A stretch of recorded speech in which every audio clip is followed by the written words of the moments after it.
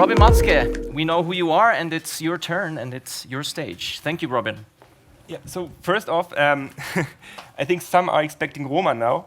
I was asked yesterday night to if I could jump in. Yeah, but still you owe us an answer. The answer that our friend in the first row, who's just out of the room, it seems like. If I owe you the answer, then I have a problem, right? No, you owe the audience the answer.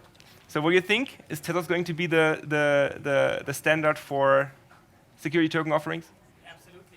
All right. Adrian, if you don't contradict me, Adrian is one of our code developers here, so if he's not saying that I'm not right, then this is the right answer. It's a possibility. Yeah, okay. Possibility, all right. So I was asked to give you like a case study of how this actually works. Like how can you get from nothing to fully approved security. And as I said, we did it in Germany with a German real estate token, basically. It's an ERC20 token, pretty vanilla, ERC20. There's no fuss about it. There's no need for, know your transaction and all this. And I have 9 minutes left to guide you through. We're not diving in deep, but we just have an idea of what it looks like. So first off, let's start with the security. And this is actually a security about 100 years old. And we are going back to this kind of securities now. And this is made possible by tokenization. And this is actually one of the key benefits, because if you buy any kind of security or stock at the moment, you will never receive this, right? Back in the days, you received a piece of paper, and you put it in your Trezor wherever, in your bullion wherever, and you just kept it, and you presented it at some point and turned it into cash. Now it's all digitized, but not in a way that you can keep this kind of piece of paper, but it is kept somewhere with a so-called central depository. It's usually Clearstream. It's in Germany at least. There are monopolies, basically, who offer that custodial service. Now, tokenization actually brings this piece of paper back in a digital form, because each token is just like this piece of paper. And now you can actually decide whether or not you want to have it kept with a central depository, or whether you want to keep it yourself with full control. And this piece of paper has basically, from a legal perspective, two different components. The first one is the regulatory law component. That is the one that most people are aware of. It just tells you when are you allowed to actually offer these securities to the market.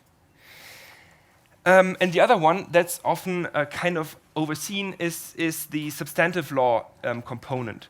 And the substantive law component actually, it's this text that you, if you're a German native language speaker, then you can maybe read it. It's on the piece of paper. So that's the terms and conditions of the security, right? That's on the piece of paper. That's the substantive law.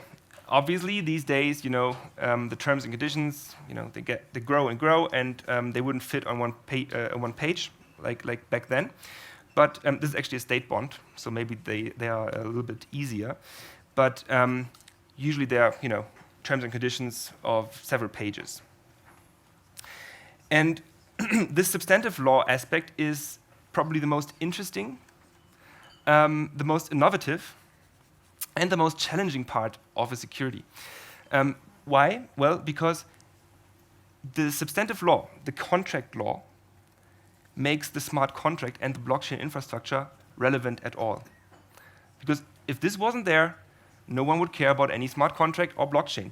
Because blockchain and smart contracts and the values that are, kept in the books are agnostic. No one knows what they mean, right?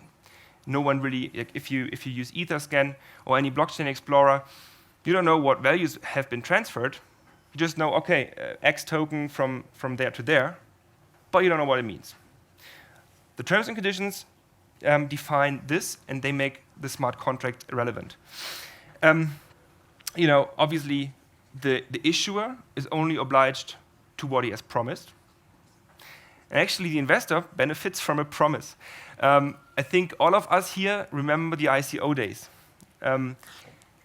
And the ICO kind of boom to a big extent passed by me because I actually looked at the at the contractual and the legal documents that always came with an ICO. And those documents were a huge disclaimer, telling you that you have no right, that you have no claim, that you get a token but nothing in return, basically, right? With securities, you can actually, as an issuer, promise something to your investors, which makes it more attractive for the investors because you actually get something that is protected by the law. The most interesting thing from a legal perspective is also that the substantive law will be scrutinized by the courts. So this is not something, in general, that will be regulated by the Financial Market Authority. It's rather the courts. And the substantive law part is highly dependent on your national jurisdiction. So this is different in almost every country. Okay? Now, the regulatory side is different. You have to comply with the regulatory law. It's more like a procedure than actually the heart of the product itself. It's more like a procedure. And this is harmonized in the European Economic Area.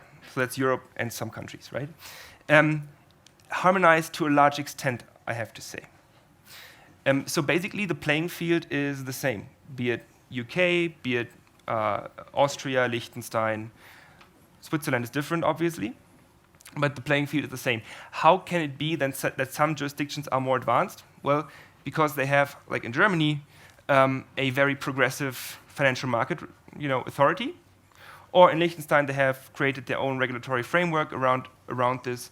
But then there are other jurisdictions, like UK, for example, who are rather playing a hardball with cryptos, any kind of cryptos, at least from what I heard. And France is kind of undecided. And this regulatory component is probably the easiest part of all of this, but the part that takes the longest. So I don't want to dive into this, so don't be shocked, please. But this is more or less the regulation that is in place from the European level that you have to adhere to when you want to offer securities to the public. And when I say to the public, I mean every kind of investor. I'm not talking about private placements for accredited or qualified investors only.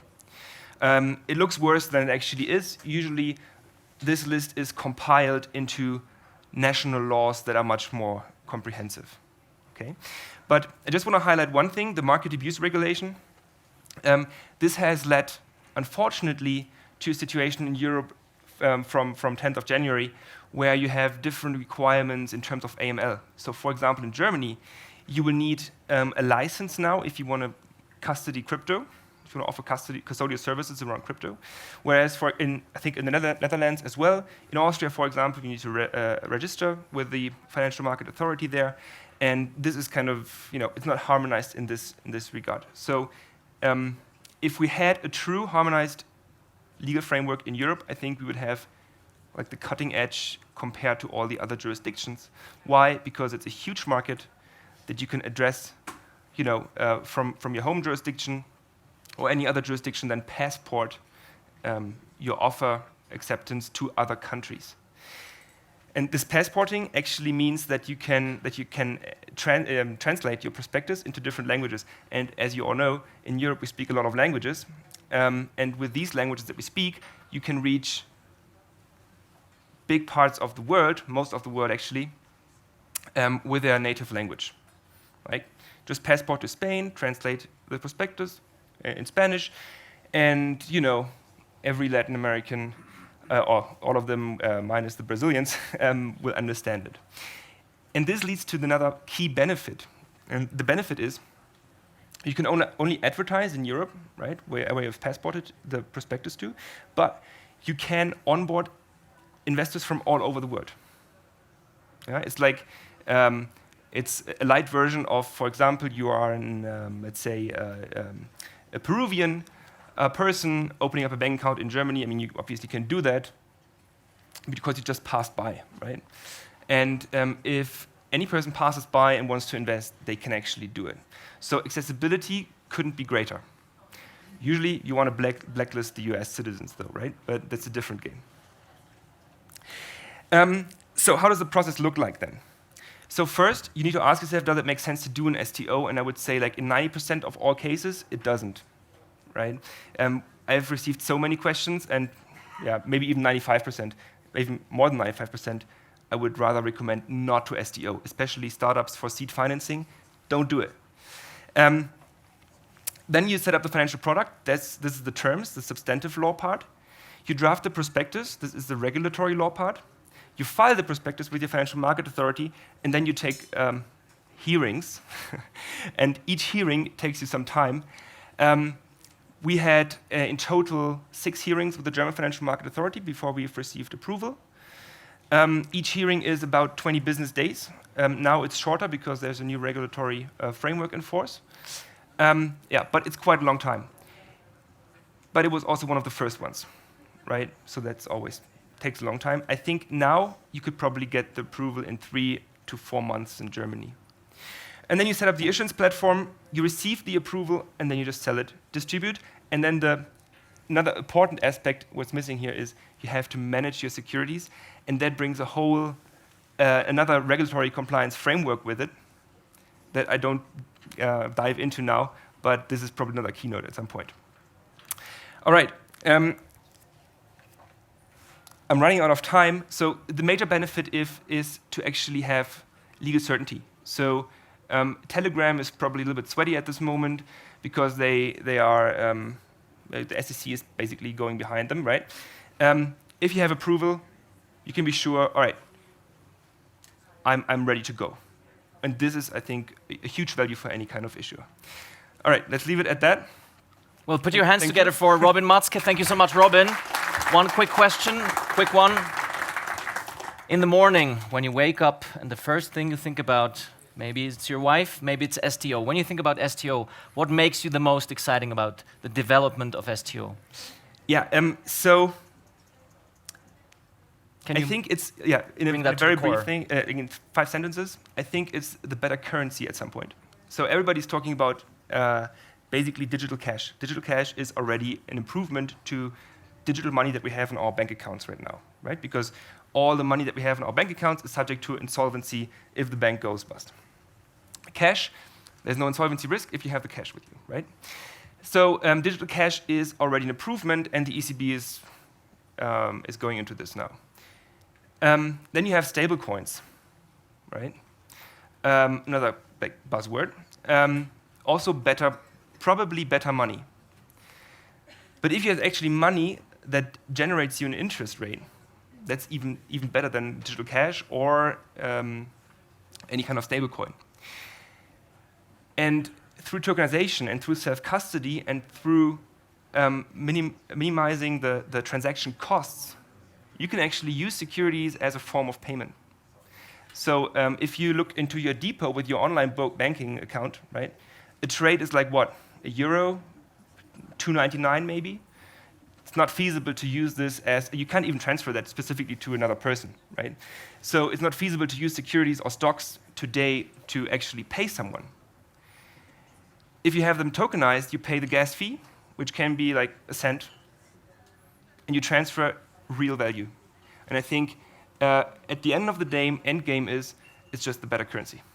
Amazing. I can tell you're really excited about it. It was 80 sentences. Thank you so much, Robin. Sorry. Right. Put your hands together again for Robin Matzke.